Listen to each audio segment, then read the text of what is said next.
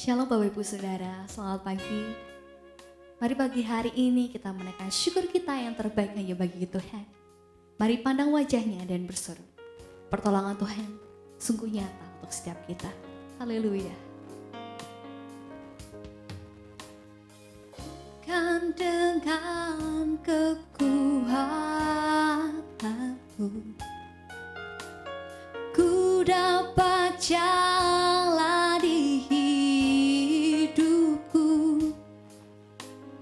tanpa Tuhan yang di sampingku.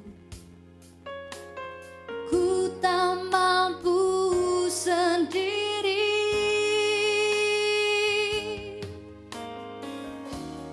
Engkaulah kuatku yang menopangku. Ku pandang wajah-Mu dan berseru, pertolonganku datang dari-Mu.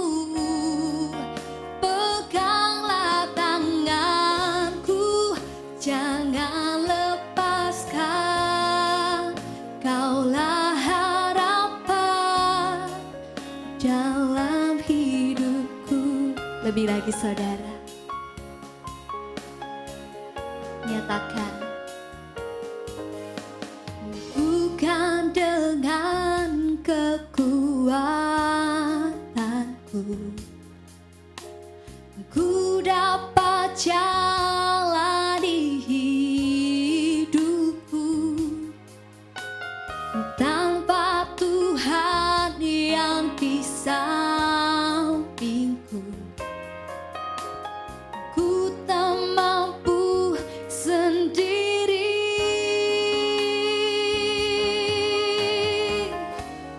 Engkaulah kuatku yang menopangku. Ku pandang wajah-Mu dan berseru, pertolonganku datang dari-Mu. Peganglah tanganku, jangan lepaskan. Kaulah harapan dalam hidupku. Lebih lagi pandang wajahnya, ku pandang wajah-Mu dan berseru, pertolonganku datang dari-Mu. Peganglah tanganku, jangan lepaskan. Kaulah harapan dalam hidupku. Ku pandang wajah-Mu dan berseru, pertolonganku datang dari-Mu. Peganglah tanganku, jangan lepaskan. Kaulah harapan dalam hidupku. Kaulah harapan dalam hidupku. Kaulah harapan dalam hidupku. Mari pandang Dia, mari nyatakan yang terbaik hanya bagi Tuhan, yang terbaik hanya bagi Dia. Hanya Tuhan, hanya Allah yang layak untuk terima pujian, yang layak untuk terima syukur. Haleluya, haleluya. Kau baik setiap kami, pertolongan-Mu tepat pada waktu-Mu Tuhan. Haleluya, Kau baik, Kau sungguh amat baik Tuhan. Haleluya. Serere labaya sekerere, kirira lamaya seke. Oh, haleluya, haleluya, haleluya.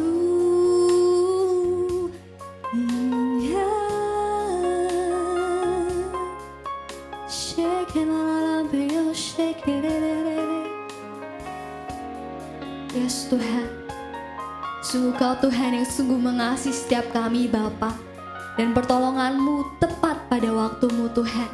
Terima kasih Tuhan Yesus, terima kasih Tuhan untuk pagi hari ini Bapa. Dan sebentar Tuhan kami akan mendengarkan kebenaran akan firman Tuhan.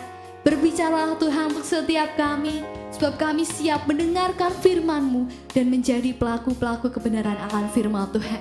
Terima kasih Tuhan Yesus, terima kasih. Demi dan di dalam nama Tuhan Yesus kami berdoa dan mengucap syukur. Haleluya, amin. Shalom, selamat pagi Bapak Ibu yang dikasihi oleh Tuhan Yesus Kristus.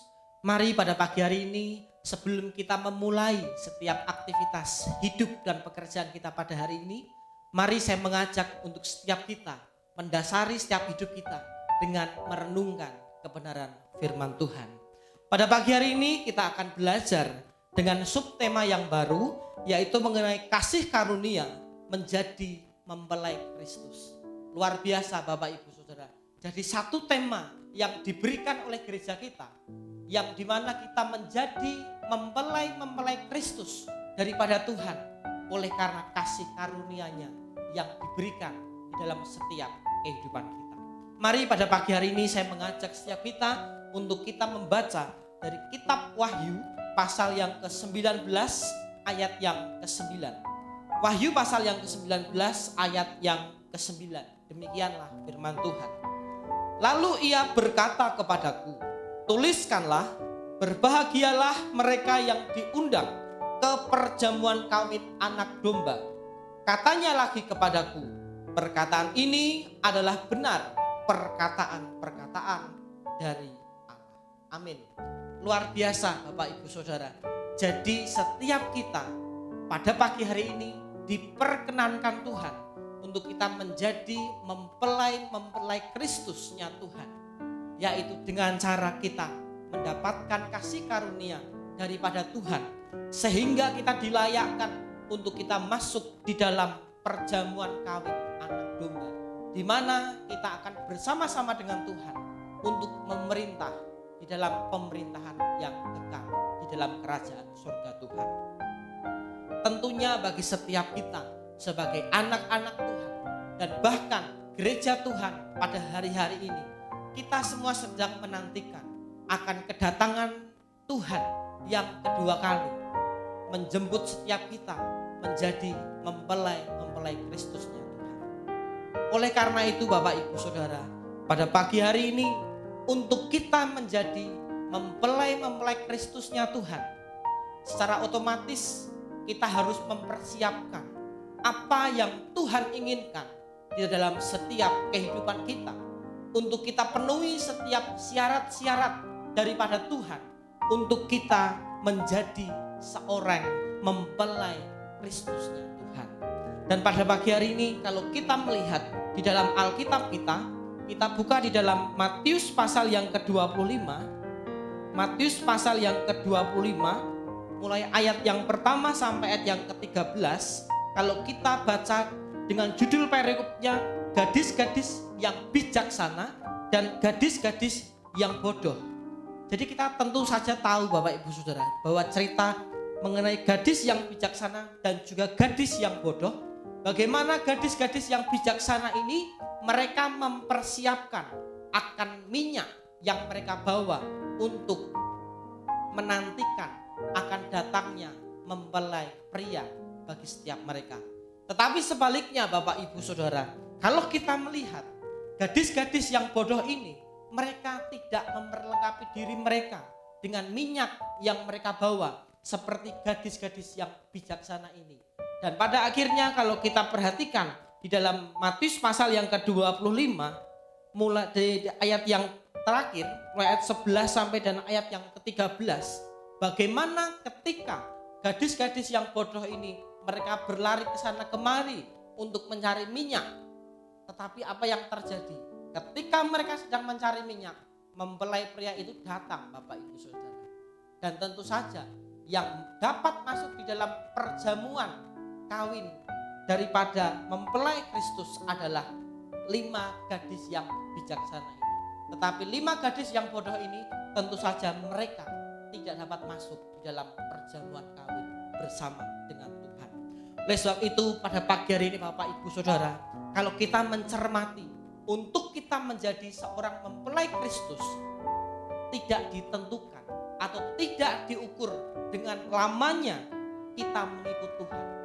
Karena seringkali kita melihat Bapak Ibu Saudara, bahkan hamba-hamba Tuhan, bahkan yang hidupnya sudah lama mengikut Tuhan, sudah melayani Tuhan di mana-mana, tetapi kita dapat melihat iman mereka itu tidak 100% di hadapan Tuhan, Bapak Ibu Saudara. Bahkan banyak hamba-hamba Tuhan yang membangun akan kerajaannya sendiri, bukan kerajaan Allah yang mereka bangun, tetapi kerajaan pribadi di dalam hidup mereka. Dan apa akibatnya Bapak Ibu Saudara? Banyak gereja Tuhan yang hari-hari ini mulai terpecah.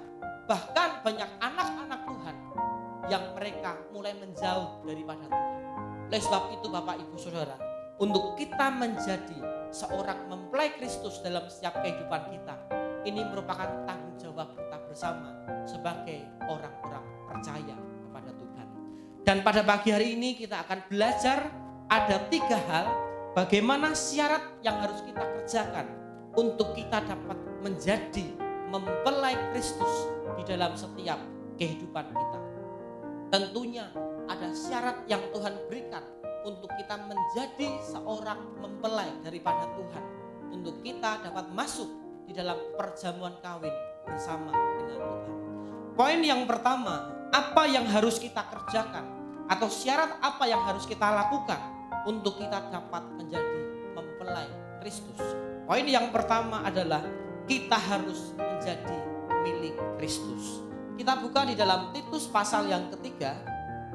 Titus pasal yang ketiga mulai ayat yang ke-5 sampai ayat yang ke-7. Titus pasal yang ketiga ayat 5 sampai ayat yang ke-7. Demikianlah firman Tuhan. Pada waktu itu dia telah menyelamatkan kita, bukan karena perbuatan baik yang telah kita lakukan, tetapi karena rahmat-Nya oleh permandian kelahiran kembali dan oleh pembaharuan yang dikerjakan oleh Roh Kudus yang sudah dilimpahkannya kepada kita oleh Yesus Kristus juru selamat kita, supaya kita sebagai orang yang dibenarkan oleh kasih karunia-Nya berhak menerima hidup yang kekal sesuai dengan pengharapan kita. Jadi poin yang pertama yang harus kita lakukan untuk kita dapat menjadi mempelai Kristus, maka yang harus kita kerjakan adalah kita harus menjadi milik daripada Tuhan Yesus. Jadi kita di sini tahu Bapak Ibu Saudara, bagaimana untuk kita menjadi milik Kristus di dalam kehidupan kita, yaitu kita harus mengalami kelahiran baru. Kita dibaptis di dalam nama Tuhan Yesus Kristus. Dan di saat kita mengalami kelahiran baru di dalam setiap kehidupan kita, maka secara otomatis 100% hidup kita sudah menjadi kepunyaan daripada Tuhan. Dan tentu saja akan setiap kehidupan dan perbuatan yang kita lakukan harus sesuai dengan pemikiran Kristus, harus sesuai dengan apa yang Tuhan lakukan di dalam setiap kehidupan kita hari-hari ini. Untuk kita menjadi seorang pengikut Kristus, tentu saja bahwa Tuhan adalah pemilik kehidupan kita, dan tugas kita adalah kita berserah dan mengandalkan setiap kehidupan kita dalam tangan kuasa daripada Tuhan. Itu poin yang pertama Bapak Ibu Saudara. Lalu poin yang kedua, bagaimana pagi hari ini kita dapat menjadi mempelai daripada Tuhan kita Yesus Kristus. Yang kedua adalah hidup benar dan kudus di hadapan Tuhan. Kalau firman Tuhan katakan, ketika kita tidak menjaga hidup kita dengan kekudusan Tuhan, maka kita tidak akan dapat melihat Tuhan. Itu benar Bapak Ibu Saudara. Jadi bagaimana hidup kita ini sembarangan, tentu saja kita tidak dapat melihat kemuliaan Tuhan di dalam setiap kehidupan kita. Oleh sebab itu, mari kita buka di dalam 1 Tesalonika 5. 1 Tesalonika pasal yang kelima, ayat yang ke-23. 1 Tesalonika 5 ayat yang ke-23.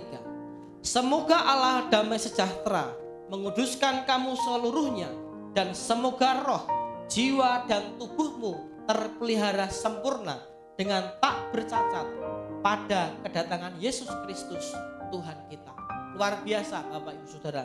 Jadi bagaimana Tuhan menginginkan setiap kita untuk kita menjaga kekudusan setiap kehidupan kita, setiap tubuh kita, setiap roh kita, bahkan setiap jiwa yang Tuhan sudah percayakan di dalam setiap kehidupan kita.